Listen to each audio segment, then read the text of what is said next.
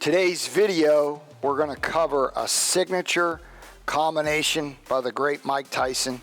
We're going to demonstrate it on the heavy bag. And what we're going to talk about is his right hook to the body, right uppercut, and how he used to do it and why he used to do it, okay? So what we're talking about is, you know, Mike's stance was a little bit more squared off. It was not like, I always talk about the old school boxing stance. Mike had his shoulders a little bit more squared off, and his feet would be, not necessarily the back foot would be squared off, but he would have more of an open stance.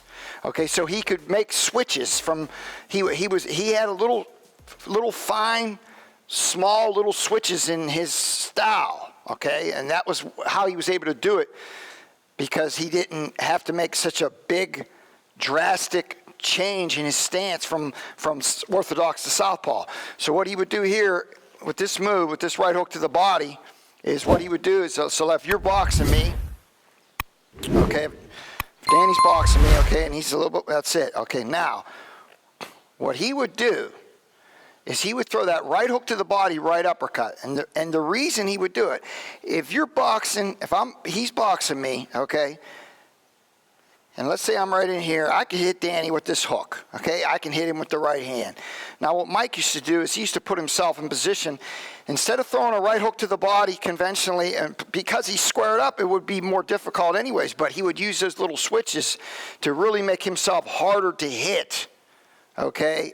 And he would put himself in a position where you couldn't hit him and he could hit you. So instead of Mike throwing that right hook to the body from the orthodox position, okay? Like if he threw it from the orthodox position, he's still in the line of the right hand, okay? And he's also, he's in the line of the hook, okay? So what he would do is he would switch his feet. He would step forward with the right while he's sliding the left back, okay? And it wasn't a drastic switch. Like we've talked and covered this before, and we talked about, he would do it real subtle, you know. You can do it a little bit, you know, a little bit more snappier and a little bit more, maybe a little bit more drastic, but you don't have to. He was more squared up, and he had strong legs, and all he would do is he would put himself in a position where instead of him being right here and right here, what he would do is he would step that right foot in front, take that left foot in back, pull that, that's it, right there. So now he's there to throw that right hook to the body. Now the left hook's not there.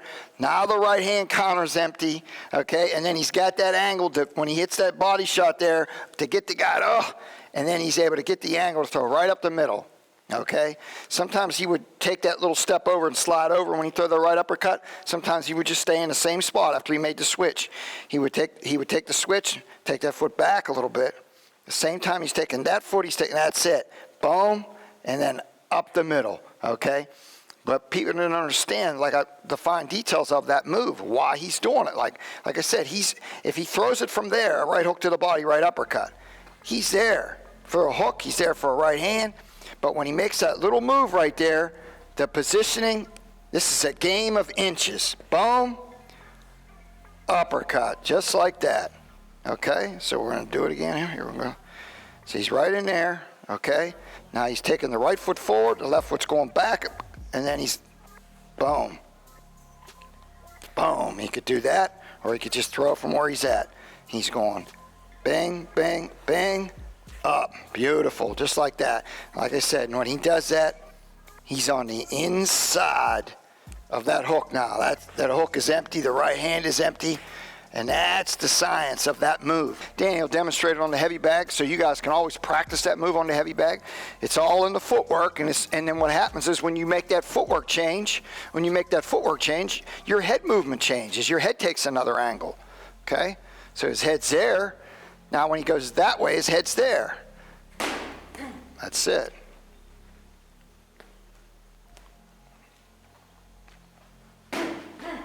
Good.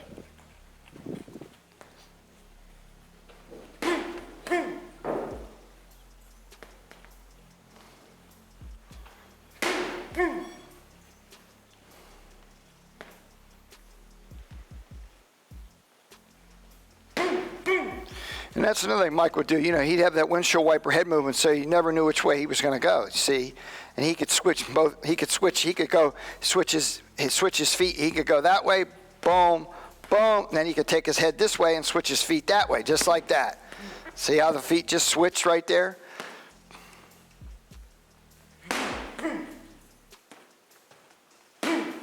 That's it.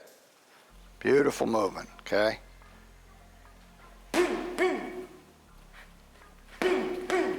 Good.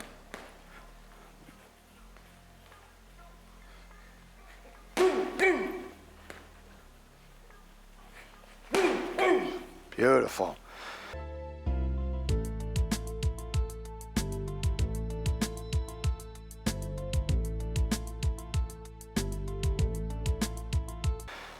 So that's just a great move that Mike Tyson used to put together.